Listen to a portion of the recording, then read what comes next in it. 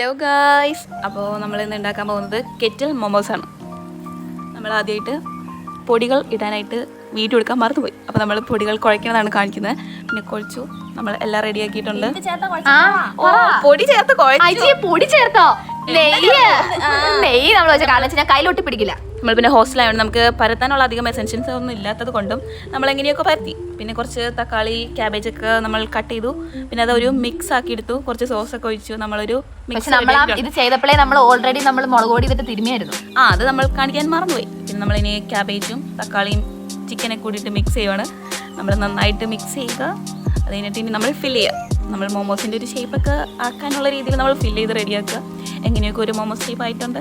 നമുക്കിനി അത് നെയ്യ് പറ്റിയിട്ടാണ് ഞങ്ങൾ വെക്കുന്നത്. കാരണം വെച്ച് കഴിഞ്ഞാൽ ഇച്ചിരി ഞങ്ങളുടെ സ്പെഷ്യൽ സോസും കൂടെ ഉണ്ട് അതിന്റെ കൂടെ.